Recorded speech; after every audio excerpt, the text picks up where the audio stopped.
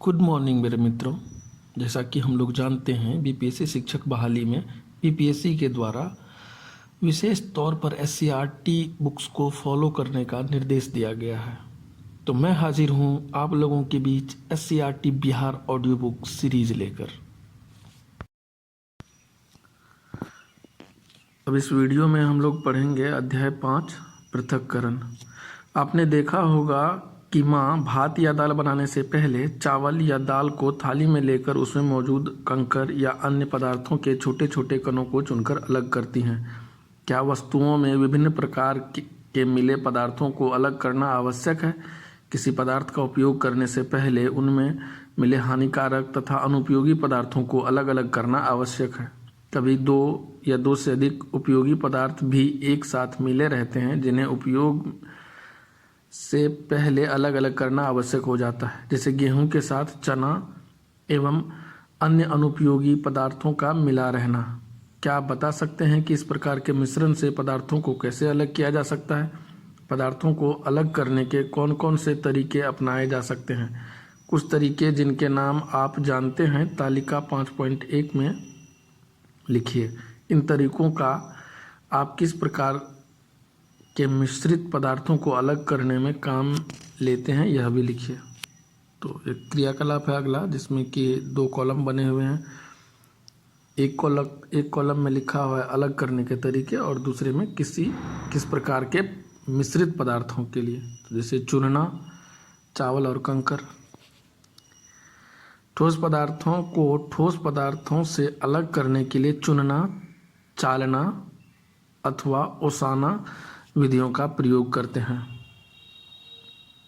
ओसाना, गांव घर में धान वगैरह जो होता है तो उसको ओसाते हैं ना, वो देखते होंगे आप, हाथ में सूप लेके ऐसे हवा देके या फिर नहीं तो फैन वगैरह लगा के भी उसमें जो ये होता है उसको हटा दिया जाता है, भूसी वगैरह को। तो वही है। इस प्रकार की कुछ विधियां कृषि में फसल कटाई से अन्न प्राप्ति के बीच अपनाई जाती हैं। क्या आप इनसे परिचित हैं? आइए इनकी चर्चा करें। दौनी या थ्रेशिंग। आपने धान तथा गेहूं की तैयार फसल कटाई के बाद बोझे के रूप में खलिहानों में सूखते हुए देखा होगा। इन सूखी फसल की डंठलों से अनाज को अलग करने के लिए मशीन से दौनी की जाती है। दौनी के कुछ पुराने तरीके भी प्रचलित हैं। फसल के डंठलों पर बैलों को चलाकर अनाज अलग करना, कुछ डंठलों को मुट्ठी कंडी बनाकर सतह पर पटकना या डंडे की सहायता से पीटना। ओसाई भारी पदार्थों के साथ मिले हल्के पदार्थों को हवा की सहायता से अलग करने की प्रक्रिया है। आपने खलिहानों में दौनी के उपरांत अनाज से भूसी को अलग करने के लिए हवा की दिशा का ध्यान रखते हुए किसान को ओसाई करते हुए देखा होगा। चालना एवं चुनना। इसी प्रकार आप फसल से अन्न प्राप्त करने के क्रम में चालना एवं हाथ से चुनकर अलग करने की विधियों का भी उपयोग करते हैं। जैसे गेहूं एवं सरसों को चाल कर अलग करते आपने देखा होगा। गेहूं अथवा धान की दौनी या ओसाई के बाद भी यदि उसमें मिट्टी, कंकर, डंडी, भूसी आदि रह जाए तो इसे चालन विधि से अलग करते हैं। पदार्थों के कुछ अन्य मिश्रण भी होते हैं जिनका पृथक्करण सरलता से नहीं किया जा सकता है। आइए अन्य उदाहरण देखें। बालू से नमक अलग करना। यदि नमक में बालू मिल गया हो तो क्या आप नमक से बालू अलग कर सकेंगे? अलग करने के लिए हमें इनके गुणों का फायदा उठाना होगा। आइए समझने की कोशिश करते हैं। यदि रेत और नमक पानी में डालें तो क्या दोनों घुल जाएंगे? कौन घुलेगा और कौन नहीं? जो पानी में घुल जाता है उसे घुलनशील तथा जो पानी में नहीं घुलता उन्हें अघुलनशील पदार्थ कहते हैं। यहाँ पानी के लिए नमक घुलनशील और बालू अघुलनशील है। घुलनशील पदार्थ को अघुलनशील पदार्थ से छान कर अलग कर लेते हैं, फिर वाष्पन के द्वारा पानी से नमक को अलग कर लेते हैं। क्रियाकलाप 2। एक गिलास तालाब या नदी का जल लें, इसे आधे घंटे के लिए छोड़ दें। जल का सावधानीपूर्वक अवलोकन करें। क्या गिलास की तली में कुछ ठोस पदार्थ दिखाई देते हैं? ऐसा क्यों हुआ? जल में घुलनशील एवं जल के भारी कण पेंदे में जमा हो जाते हैं। पदार्थ को इस तरह जमने या बैठने की क्रिया को थिराना कहते हैं। अब गिलास को धीरे धीरे थोड़ा तिरछा करके जल को दूसरे गिलास में डालिए। थिराने के बाद जमे हुए पदार्थ से जल को या अन्य द्रव को अलग करना निथारना कहलाता है।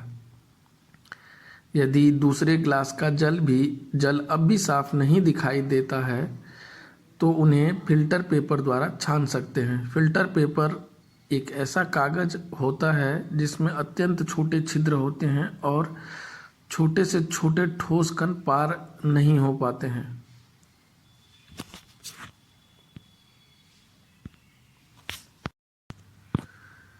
फिल्टर पेपर पर ही टंगे रह जाते हैं। फिल्टर पेपर के उपयोग को चित्र 5.5 में दर्शाया गया है। हम लोग जो नमक खाते हैं वह किस प्रकार से प्राप्त होता है? क्या कभी हमने सोचा है नमक कहाँ से आता है? समुद्र के जल में लवणों की अधिक मात्रा घुली रहती है।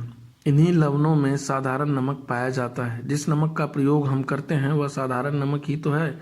समुद्र के जल को बड़े बड़े गड्ढों या क्यारियों में भर कर छोड़ देते हैं। सूर्य के प्रकाश से जल गर्म होकर वाष्पित हो जाता है तथा ठोस लवण नीचे बैठ जाता है। इसके बाद लवणों को शोधन करके साधारण नमक प्राप्त कर लिया जाता है। क्रियाकलाप 3। समुद्र जल के अलावा और भी किन्हीं अन्य स्रोतों से नमक प्राप्त किए जाते हों तो बताएं।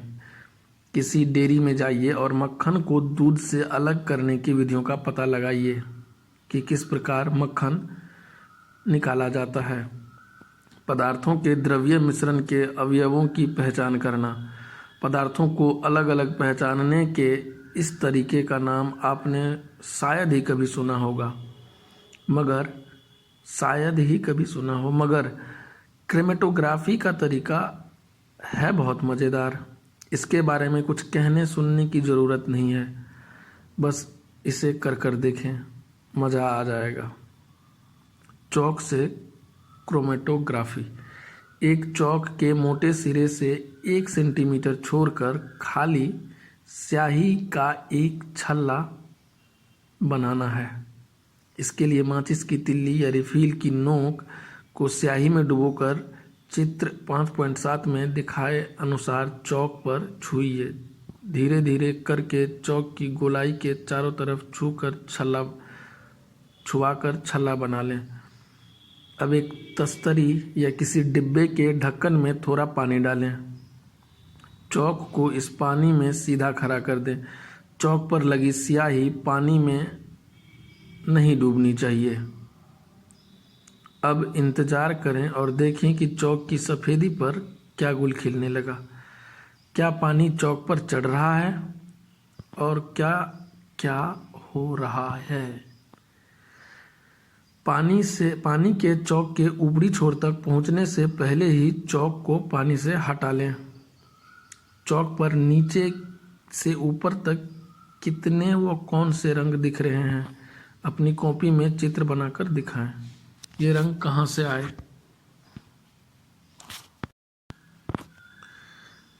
छन्ना कागज से क्रोमेटोग्राफी। जिस छन्ना कागज से हमने छानने का काम किया था उससे क्रोमेटोग्राफी भी की जा सकती है। आइए करके देखते हैं। एक बीकर और रिफिल लें। बीकर के लगभग 1 सेंटीमीटर ऊंचाई तक पानी भर लें। अब छन्ना कागज की लगभग 4 सेंटीमीटर चौड़ी व 12 सेंटीमीटर लंबी एक पट्टी काट लें। इसके एक सिरे पर करीब 2 सेंटीमीटर छोड़कर आलपिन की नोक से काली स्याही की एक छोटी सी बूंद लगा लें। अब कागज के दूसरे सिरे को मोड़कर रिफिल पर टिका कर बीकर में लटका दें। कागज का वह सिरा जिस पर स्याही की बूंद लगी हो पानी में डूब जाना चाहिए, मगर ध्यान रखें कि स्याही की बूंद पानी में ना डूबे।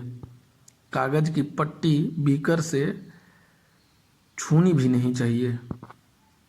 अब एक बार फिर इंतज़ार कर लें।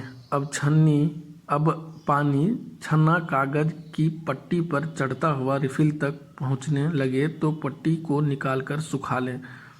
पट्टी पर कितने रंग हैं, कौन कौन से हैं, नीचे से ऊपर तक किस क्रम में हैं, अपनी कॉपी में चित्र बनाकर दिखाएं। क्या सही में विभिन्न रंगों के रसायन मिले हुए हैं। एक और मज़ेदार प्रयोग, कितने मज़े की बात है, स्याही का रंग तो एक ही दिखता है पर उसमें कितने रंग छिपे हैं। अब एक स्याही की सच्चाई तो पता लग ही गई। क्या स्याहियों में छिपे अन्य रंग को देखने की इच्छा नहीं है तो देर कैसी, क्रोमेटोग्राफी से पता कर लें कि अलग अलग रंग की स्याहियों में कौन कौन से अलग अलग रंग मिले हैं। यदि हम इन रंगों को अलग अलग प्राप्त करना चाहें तो चौक के अलग अलग रंग वाले टुकड़े तोड़ लें। इन टुकड़ों को अलग अलग परखनली में डाल देंगे और फिर ऊपर से थोड़ा पानी डाल देंगे। अलग अलग रंग अलग अलग परखनलियों में आ जाएंगे। चाहें तो करके देख लीजिए। क्या सभी कंपनियों की काली स्याही एक जैसे रंगों से बनी है। क्या अलग अलग कंपनी की काली स्याहियों में एक जैसे रंग मिले होते हैं या अलग अलग रंग होते हैं। कई कंपनियों की काली स्याही लेकर क्रोमेटोग्राफी से उनकी तुलना तो करके देखिए। क्रोमेटोग्राफी अलग अलग पदार्थों के पहचानने की एक उपयोगी विधि है। पहली बात तो यह है कि इस तरीके का उपयोग तब भी किया जा सकता है जब मिश्रण बहुत कम मात्रा में हो। जैसे स्याही के रंगों को अलग अलग पहचानने के लिए आपको बस एक बूंद स्याही लगेगी। पौधे से दवाई अलग करना।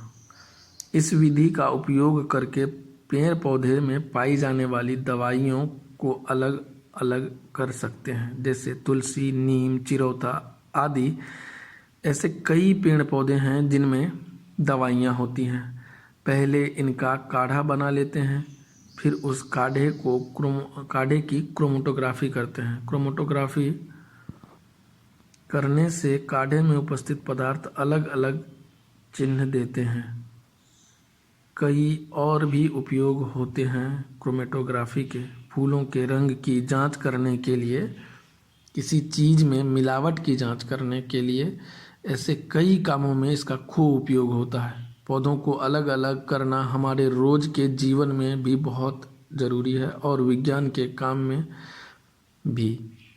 इस अध्याय में आपने पदार्थों को अलग अलग करने की विधियाँ सीखी।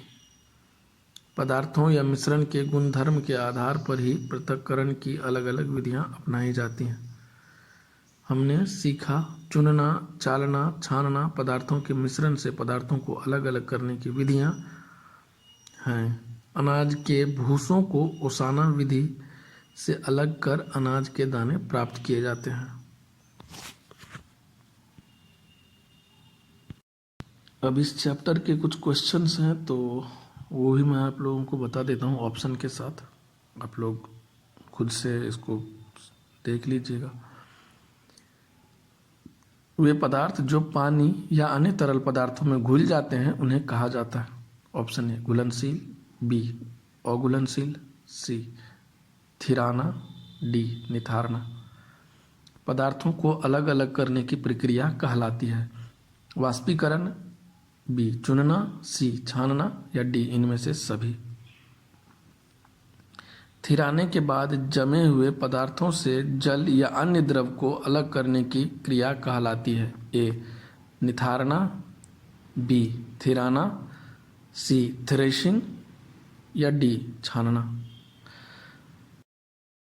इस तरह हमारा 5वां चैप्टर समाप्त होता है। दोस्तों, अगर मेरा प्रयास आप लोगों को उपयोगी लग रहा तो प्लीज़ हमारे चैनल को सब्सक्राइब करें ताकि आने वाले वीडियोज़ की नोटिफिकेशन आपको मिलती रहे। और हाँ, जाते जाते वीडियो को लाइक भी करते जाइए। तो फिर मिलते हैं इस सीरीज़ के अगले भाग में। तब तक खुश रहिए, मस्त रहिए। जय हिंद।